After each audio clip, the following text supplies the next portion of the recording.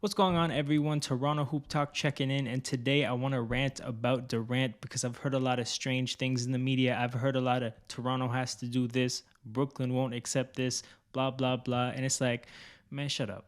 Brian Windhorst gave a lot of people the truth today that they needed to hear, that the best offer is what's going to get Kevin Durant. This isn't 2K.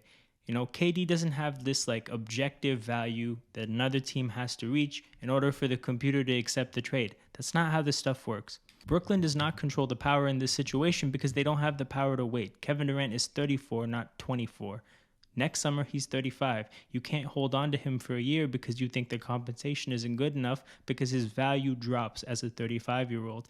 Brooklyn has to take the best offer they can get this year, and that's why the market controls the power in these trade negotiations. So for this video, we're going to take Shams' information as gospel. We're going to say the Warriors, the Raptors, the Suns, and the Heat are the four teams most interested in Kevin Durant and assess what everyone's assets are. For the purpose of this exercise, I'm going to say that assets are players that have a demonstrated value to a team that's trying to reload like Brooklyn right now. So Phoenix assets are Devin Booker, whatever they can get from a third team for DeAndre Ayton to reroute to Brooklyn, Cam Johnson, and who else? Mikal Bridges. Those are their four assets.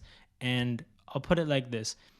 If all they're going to offer is whatever they can get for Ayton, Mikal Bridges, and Cam Johnson, that doesn't mean we have to include Siakam or Barnes. We can top that offer without Siakam and Barnes. We only have to include those players if Devin Booker is a part of the trade. Phoenix also has no draft picks coming in or draft picks going out, so they're at the same place the Raptors are in terms of first round picks, and we can go draft pick for draft pick with them. Now we're going to look at Miami, and an important thing to keep in mind with Miami is that their cap sheet has so little salary after their top three guys that they actually have to include one of their top three guys. You could trade their whole team outside of Jimmy, Bam, and Lowry, and it's still not enough salary to make a trade for KD work.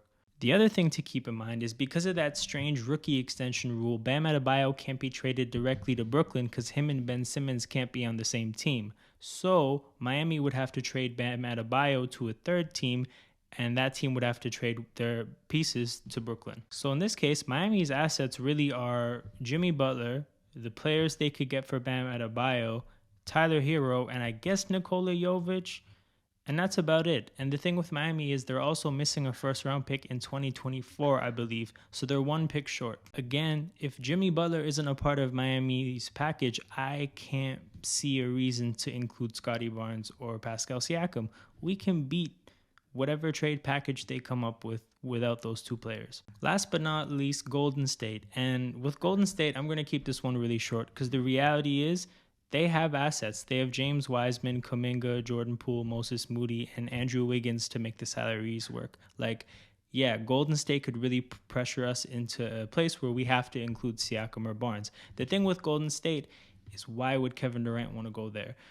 All the backlash that he got in Golden State that made him leave, I just can't see him wanting to go there. So I'm going to go ahead and say that the only thing Golden State can do to make us trade Scottie or Pascal is to convince Kevin to come back. I say this all to say if we're going to take Shams' information as good information, the only three things that can make us have to trade Scottie or Pascal are Devin Booker being a part of Phoenix's package, Jimmy Butler being a part of Miami's package, and Kevin Durant being willing to go to Golden State. Unless a random dark horse is going to come out of nowhere and blow us out the water, like potentially New Orleans could, we won't have any issues.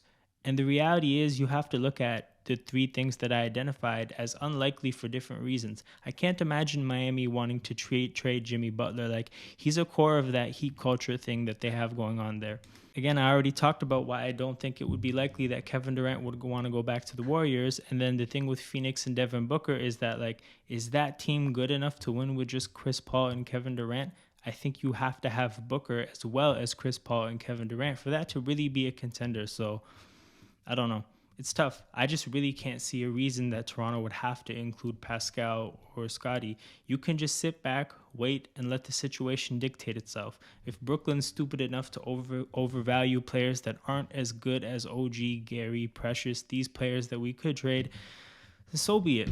Let them make bad decisions. But we do not have to be strong-armed into parting with Scottie or Pascal at all. If it happens, it happens. The point is, we have the assets, and presuming that Durant is willing to come to Toronto, the ball's in our court. We can make it happen if we think the move is the best for our future, and Masai can turn it down if he thinks it's not. We are not going to be pressured because we don't need these things. We don't need Kevin Durant. We're building a good future. If anything, Kevin Durant needs an escape rope out of Brooklyn, and Brooklyn needs an escape rope out of this terrible mess they've created for themselves. But we don't need anything. If you like this video, don't forget to like, share, subscribe, leave your thoughts in the comments, and find me on all socials at Toronto Hoop Talk.